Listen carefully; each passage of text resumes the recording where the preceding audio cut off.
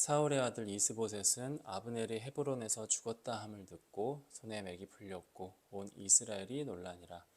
사울의 아들 이스보셋에게 군 지휘관 두 사람이 있으니 한 사람의 이름은 바하나요 한 사람의 이름은 레갑이라.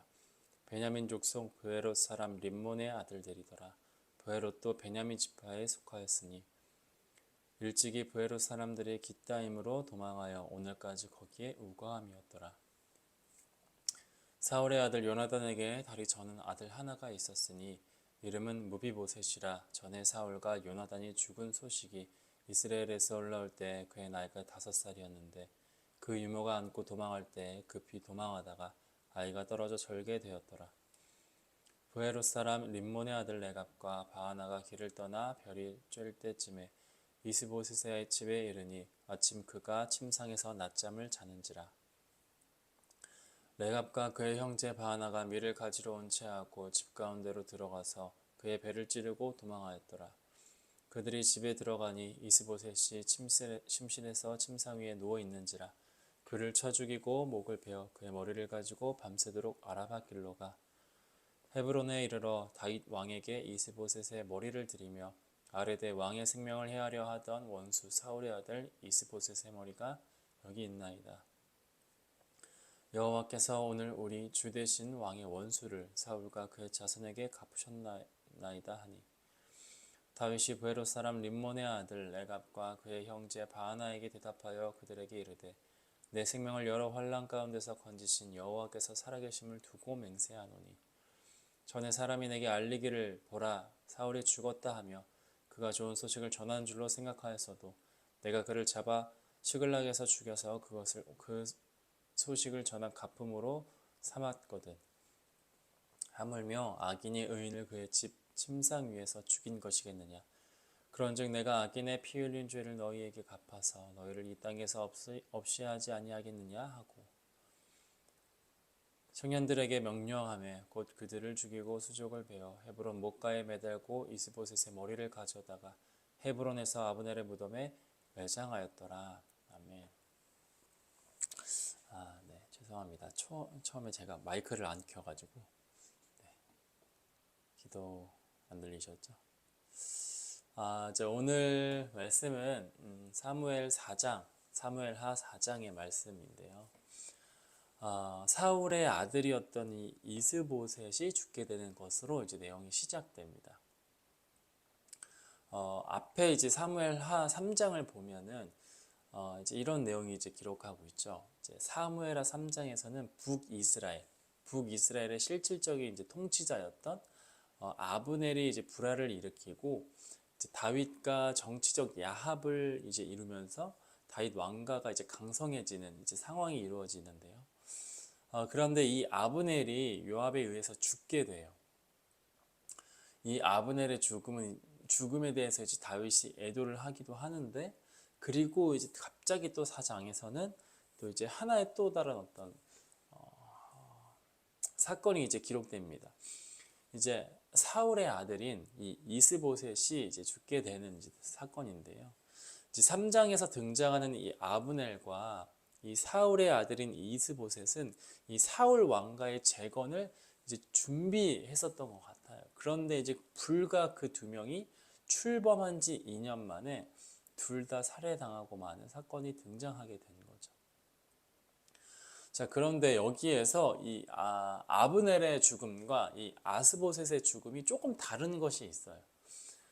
이제 그것은 뭐냐면은 3장에서 아브넬이 죽고 4장에서 이스보셋이 죽게 되는데, 이 3장에 등장하는 이 아브넬은 이제 다윗 왕가 이제 군장이었던 이 요압에 의해서 이제 죽게 돼요. 그런데 이제 반면에 4장에 등장하는 이스보셋은 사울의 아들 이스보셋은 그의 이제 죽음이 다윗 왕가와는 전혀 상관이 없는, 그러니까 북이스라엘 자체의 내부 분열에 의한 살해였다는 거예요. 이게 굉장히 조금 다른 부분인 건데요. 1절 말씀을 다시 읽어보면 이렇게 말합니다. 사울의 아들 이스보셋은 아브넬이 헤브론에서 죽었다 함을 듣고 손에 맥이 풀렸고 온 이스라엘이 놀라니라. 이제 이렇게 말해요. 자, 이제 그러니까 이제 다윗을 이제 이스라엘의 왕으로 세우시려는 하나님의 뜻이 있었어요. 그런데 그 뜻을 무시하고 아브넬의 후원을 받아서 이 이스보셋은 사울 왕위를 계승하려고 했었던 것 같아요. 그런데 어떻게 되냐면 자신의 어떤 든든한 지원군, 후원자로서의 어떤 그런 사람이었던 이 아브넬이 죽게 된 소식을 듣게 된 겁니다.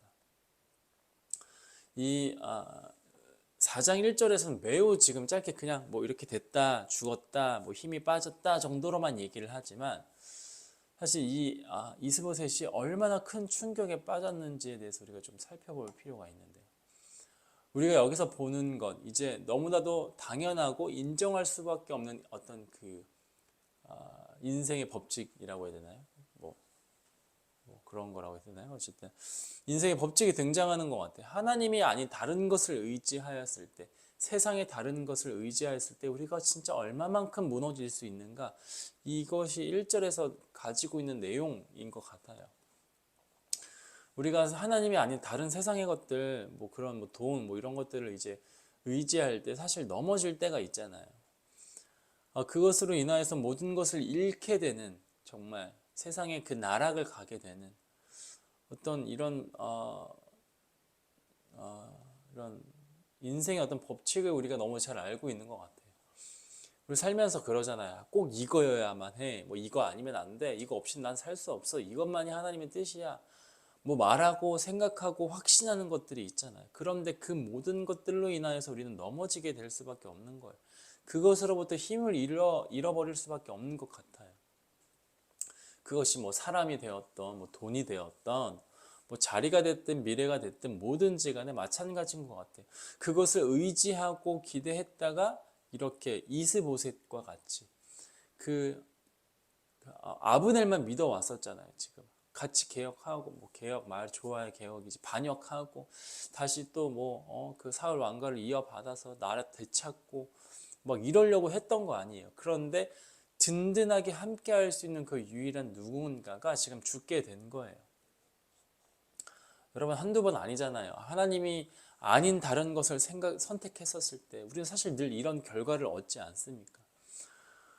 우리가 늘 선택하고 바라봐야 되는 것은 오직 신실하신 이 하나님만을 바라봐야 될 줄을 이 시간 간절히 소망합니다. 저는 이제 교회에서 이제 소년부를 그러니까 말이 소년부고 이제 5학년, 6학년, 초등학교 5학년, 6학년 이제 친구들 담당인데, 이제 벌써부터 보여. 인생을 사실 그렇게 오래 살지 않은 것 같은, 끽해봐야 10년이 조금 넘은 그 인생을 살면서도 이러한 것에서 늘 넘어지고 또 다시 뭐 어떻게 추스려서 또 뭔가 살아가지만 결국 하나님을 선택하지 않는 순간, 나에게 힘이 없구나, 나에게 어떠한 기대가 없구나 라는 것을 빨리 깨닫는 것 같아요. 늘 말해요. 목사님, 저 뭐 이거 하고 싶고 저거 하고 싶고요. 저 이거 무조건 이렇게 살아야 돼요. 라고 말하는 순간 그것으로부터 넘어지는 그런 인생들을 보게 되는 것 같습니다. 여기서 이스보셋이 아브넬의 죽음에 대한 소식을 듣고 나서는 놀라니라라는 놀랐다라고 이렇게 이제 기록하고 있어요. 여기서 놀랐다라는 단어를 보면은 이렇게 볼 수 있습니다. 서둘렀고 동요되었고 더 나아가서는 혼란스러워지고 황급해지고 심지어는 경악했다라는 의미를 가지고 있습니다. 그러니까 이 아브넬의 죽음이 가져온 충격이 얼마나 컸으면 이렇게까지 되어 있겠어요, 여러분. 경악스러웠대요. 1절은 그냥 사실만 말하고 있는 것 뿐이지 그 안에 살고 있는 이 이스보셋은 정말 세상이 무너진 것 같은 어떤 그런 감정을 가지고 있다는 거예요.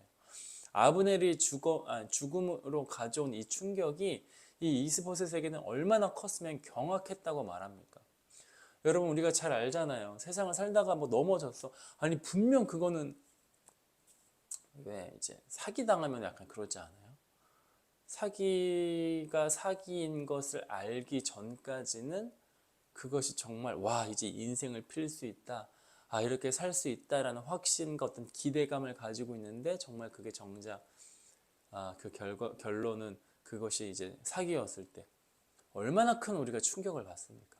얼마나 경악스러워해요.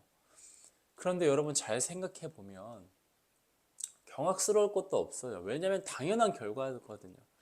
사람이 계획할지라도 발걸음을 인도하시는 분은 하나님이라는 말씀 우리 너무 잘 알잖아요. 그런데 그러면은 내 계획과 내 모든 뜻은 없고 하나님의 계획이 있고 하나님의 계획을 바라봐야 하는데 그냥 뭐 내 계획도 있고 내 뜻도 있고 때로는 그냥 내 삶의 적당한 타협점에서 하나님과 계획도 말하는 것 사실 이거 아니잖아요. 그런데 계속 내 계획, 내 뜻, 이거 하나님이 아니어도 여기 가면 내가 살 수 있어라고 말하는 어떤 그런 잘못된 생각에서 우리가 거의 충격을 받는 것 아닙니까? 하나님 안에서 하나님이 이끄시는 순종하는 삶을 사는 것이 우리의 삶이 되어야 하는데 그냥 적당히 하나님 뜻, 내 뜻, 뭐 이것이 어떤 그런 마찬가지로 지금 이스보셋이 경악하는 이유는 바로 그거잖아요. 자기 뜻대로, 자기 계획대로 안 되니까 지금 망했다고 지금 충격을 받은 거예요. 여러분 오늘 우리의 삶은 내 계획이 얼마나 잘 준비되었고 얼마만큼 공을 들였고 그래서 어떻게 잘 살고 있는가 이렇게 평가되는 것이 아니라 얼마만큼 하나님의 뜻에 합한 사람이 되고 얼마만큼 하나님의 말씀대로 순종하고 얼마만큼 하나님의 뜻대로 살았는가로 되는 그것으로 평가되는 인생임을 우리는 반드시 기억하시길 간절히 소망합니다. 이것을 잊어버리는 순간 내 뜻, 내 계획 그렇게 살다가 결국에는 이런 충격적인 결과 앞에서 나는 무너지게 되는 거예요. 자 그리고 여기서 아브넬이 이제 헤브론에서 죽었다는 소식을 듣게 되잖아요. 여기 1절의 내용을 보면 이스보셋이 마하나임에서 이 소식을 듣게 된 건데 이 헤브론이라는 장소가 계속 강조가 돼요. 1절에서 이 원어적으로 보면은 아브넬의 죽음보다 이 헤브론이라는 장소를 부각시켜서 설명합니다. 자 이제 그 이유가 뭐냐면 헤브론이라는 장소는요. 이 장소가 다윗 왕가를 상징하는 장소였던 거예요. 그러니까 아브넬이 이 장소에서 사망했다는 것은 이스보셋이 북이스라엘 사람들에게 굉장한 적대감을 가지고 있었고 그러니까 즉 다윗 왕가에 대한 적대감을 계속 쌓게 되는 어떤 그런 빌미 혹은 어떤 그런 이유로 충분했다는 겁니다. 이스보셋의 입장에서는. 그러니까 이스보셋은 이 모든 게 지금 꼴보기 싫은 거예요. 계획이 어그러졌고 날 후원할 만한 나와 함께 할 만한 아브넬은 죽었고 이전에 뭐 아버지가 사울이었으니까 아버지도 죽었고 이 모든 것들의 원인이 이제는 누구 때문인 것 같은 거예요? 다윗 때문인 것 같은 거예요. 다윗 저 인간 때문에 우리 아버지도 죽은 거고 저 다윗 때문에 아브넬이 지금 죽은 거고 저 다윗 때문에 내 모든 계획 내 모든 뜻이 다 어그러지고 내가 지금 이렇게 추악한 꼴로 살고 있구나. 이 모든 원인을 다윗으로 지금 헤브론이라는 이 문맥은 바로 이 다윗을 향해서 지금 말하고 있는 겁니다. 이 모든 것이 자기가 해를 입게 된 이 모든 원인이 내 자신이 아니라 내가 잘못해서가 아니라 내가 하나님을 따라하지 않고 하나님을 구하지 않고 그 모든 원인이 그냥 다윗에게 있다고 착각하는 거예요. 그런데 여러분 잘 보세요. 이 모습이 사울에게도 있었잖아요. 사울도 모든 문제를 내 안에서 찾지 않고 내 안에 있는 악함과 연약함에서 찾지 않고 외부에서만 찾기 바빴잖아요. 그래서 자기가 하나님의 말씀을 놓쳐놓고 그렇게 망한 것인데 그것을 인식하지 못하고 그냥 다윗 어떤 외부에서 오는 원인 여기서 찾은 것 아닙니까? 여러분 어리석은 사람의 모습이 바로 이러한 모습인 것 같아요. 세상에 그 기회를 잡으려고 수없이 노력하고 발버둥 치고 있지만 결국에는 하나님을 선택하지 않음으로써부터 오는 그 문제라고 오늘 말씀은 말하고 있는 것 같아요. 2절 3절 빠르게 보도록 하겠습니다. 사울의 아들 이스보셋에게 군 지휘관 두 사람이 있으니 한 사람의 이름은 바하나요 한 사람의 이름은 레갑이라. 베냐민 족속 부에롯 사람 림몬의 아들들이더라. 부에롯도 베냐민 지파에 속하였으니 일찍이 부에롯 사람들이 기따임으로 도망하여 오늘까지 거기에 우거함이더라. 자, 두 사람이 또 다시 등장합니다. 이스보셋의 군 지휘관이 두 명이 등장을 하는데 이 본문에서 등장하는 이 두 지휘관이 형제였대요. 형제였고 또 베냐민 족속 브에롯 사람 림몬의 아들들이었다고 말해요. 그런데 어떻게 해요? 이 두 형제가 지휘관인 이스보셋을 이제 무참히 죽여버리게 되죠. 이제 여호수아 9장을 보게 되면은 이제 브에롯 사람은 이제 가나안 족속의 사람이었다고 말해요. 그런데 이 여호수아의 이제 군대가 이스라엘 백성들이 가나안 정복 이후에 베냐민 지파에 이제 편입된 겁니다. 브에롯 사람들이 베냐민 족속으로 이제 들어오게 된 것을 설명해요. 그리고 이제 사울 왕의 통치 때 사울 왕으로부터 박해를 이제 받기 시작했던 것 같아요. 이제 계속 그 베냐민 족속 안에 이제 편입되어서 계속 살고 있었는데 사울 왕의 통치 기간 때 사울 왕으로부터 이 베냐민 족속들, 그러니까 브에롯 사람들이 굉장히 큰 박해를 받았던 것 같아요. 그러니까 오랜 세월이 지났음에도 불구하고 본문의 이 두 사람은 언젠간 이 사울 왕과의 복수를 해야 되겠다, 뭐 이런 마음이 있었던 것 같아요. 그러니까 옛날 시대 때부터 이런 것이 온 것으로 보면 그게 어떤 그 브에롯 족속들, 그러니까 브에롯 사람들이 이 사울 왕가에 대한 어떤 그런 원한 이런 것들을 가지고 있었던 것 같습니다. 이 원한을 갚았던 것 같아요. 그래서 어떻게 해요? 이스보셋을 죽입니다. 사울 왕의 아들을 죽여요.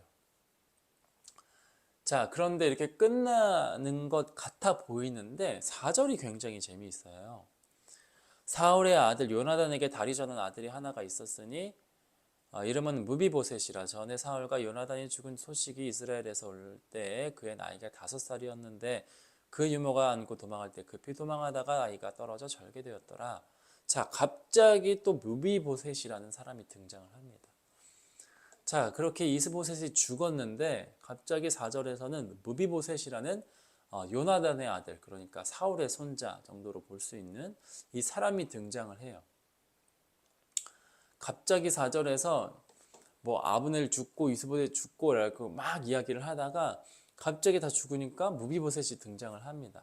이 4절의 말씀을 사실 보면은 5절 6절 뒤에도 보면은 이 4절의 구절이 아니 갑자기 이 구절이 왜 들어가지? 갑자기 그냥 삽입된 것으로 보이는 것 같아 보이는데 이거는 의도적으로 사울의 아들 이스보셋이 죽고 사울의 집안이 완전히 끝났다, 이것을 말하는 것이 아니라는 것을 증명하고 있는 겁니다. 5절에서 12절을 보면은 이스보셋이 죽였던 이 바하나 그리고 이제 레갑이 다윗을 찾아가요. 자신들이 이스보셋을 참수했다는 것을 다윗에게 가서 말합니다. 나름 이 두 형제는 이렇게 생각했겠죠. 우리가 다윗에게로 가면은 삭을 주지 않을까? 좀 나아지지 않을까? 해서 찾아가요. 근데 이제 어떻게 돼요? 다윗은 굉장히 무슨 초지일관 같은 모습으로 똑같이 사무엘하 시작 1장에서 시작했던 것처럼 사울 왕을 죽였다고 말했던 그 아말렉 사람을 죽였던 것과 같이 이 두 사람을 똑같이 다윗은 죽입니다.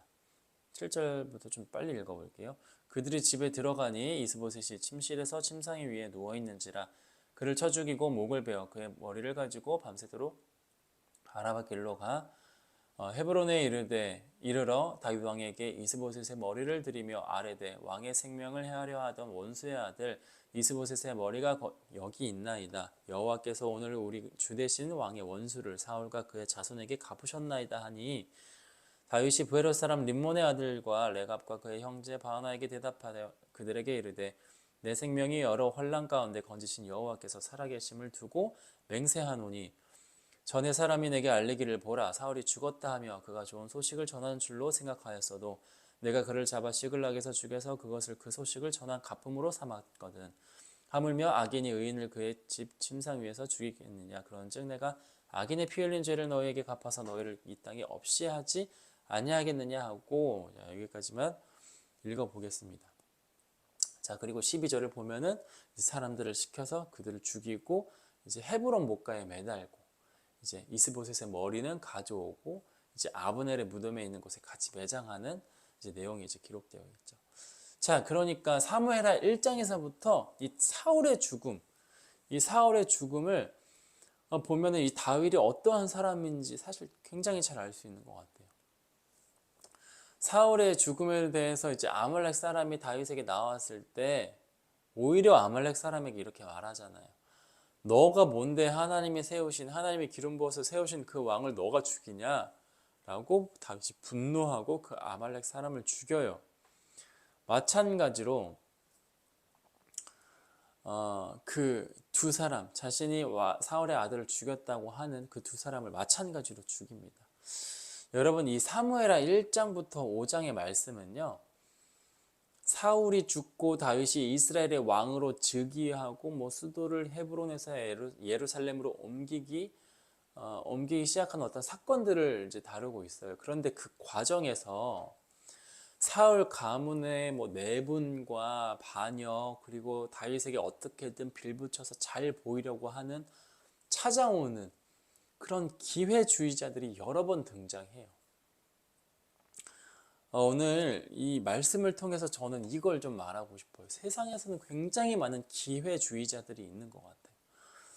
앞에서 설명했던 그 아말렉 사람과 그 이 두 사람, 다윗에게 찾아온 이 두 사람, 저기 붙으면 내가 좀 살 수 있지 않을까, 저기 붙으면 내가 좀 어떻게 좀 해볼 수 있지 않을까라고 말하는 기회주의자들, 그리고 이 사람들 뿐만이 아니라 오히려 반대편에 서서 어떤 새로운 기회를 얻어보려고 하는, 하나님의 뜻은 둘 다 구하지 않고 어떻게 해서든 계획을 일으켜서 내가 왕이 되고 내가 뭔가 잘 되고 잘 살고 싶어 하는 어떤 기회를 쫓는 자들, 세상의 기회를 쫓는 자들, 이러한 세상 속 기회주의자들 속에서 우리는 어떻게 살아야 되는가? 라는 질문을 남기게 되는 것 같아요. 이제 제가 다니던 신학교의 어떤 후배가 이제 저한테 아주 직설적으로 이런 이야기를 했던 적이 있어요. 이제 저는 이제 이건 그냥 어떤 과거였는데, 이제 제가 그때 이제 학교를 다니고 있었을 때 어떤 굉장히 큰 교회에서 같이 사역을 하자, 이런 이제 제안을 받았는데, 저는 이제 사실 어리기도 했고 뭣도 모르고 해가지고 그냥 안 갔어요. 안 갔는데 그 모습을 보고 있던 후배가 저한테 이제 이야기를 했어요. 나 같으면 난 그렇게 절대 못한다. 나는 세상의 기회주의자여가지고, 이제 마찬가지로 신학교 후배였는데, 나는 기회주의자여가지고 그런 거면 나는 바로 붙잡는다 라고 말했어요. 그런데 이제 제가 곰곰이 그 이야기를 생각하고 고민하고 묵상해 볼 때마다 오히려 너무 잘 됐다, 내가 너무 잘한 선택이었다라는 것을 늘 되새겼던 것 같아요. 어떤 세상의 기회를 잡기 위해서 하나님의 일을 하는 것만큼 안타까운 일은 없는 것 같은 거예요.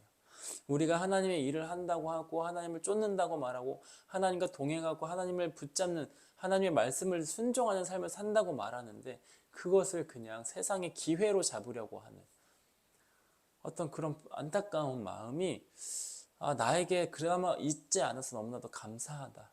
이곳은 곧 우리가 하나님의 말씀을 들으려고 노력하고 최선을 다하려는 그런 영적으로 깨어있지 못함으로써 오는 그런 문제들이 있지 않아서 나에게 너무 정말 감사하다라는 생각을 할 수 있던 것 같아요. 여러분, 세상은요 계속 기회를 잡으라고 해요. 기회를. 인생은 타이밍이고 노력해야 되고 이제 힘 있는 사람들에게 눈에 띄어야 하고 기회를 잡으라고 말해요.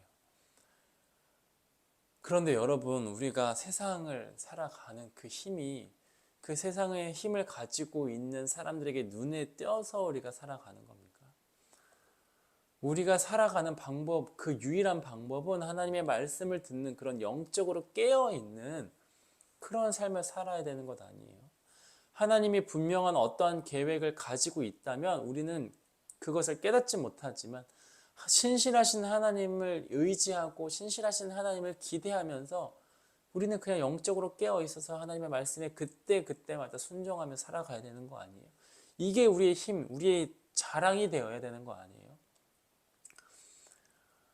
누군가 당신은 어떻게 그렇게 사역으로 성공했습니까? 라고 딱 물어봤을 때 저는 딱 기회가 왔을 때 기회를 잘 잡았어요 라고 말하는 것만큼 영적인 무지함이 어디 있습니까?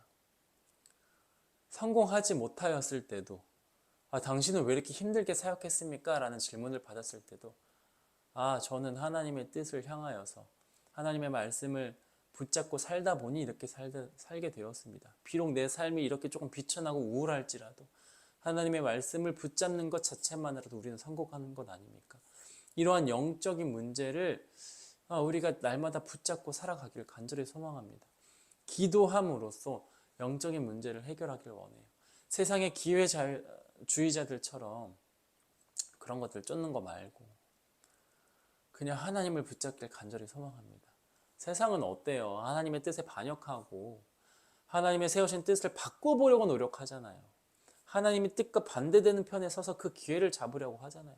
그래서 뭐 그걸 고자질하고 뭐 죽이고 빌부터 보려고. 오늘 본문의 모든 사람들이 사실 그런 모습들 아니에요. 이럴 때 우리가 해야 될 것은 여러분 영적으로 깨어 있어서 하나님의 말씀을 붙잡는 겁니다.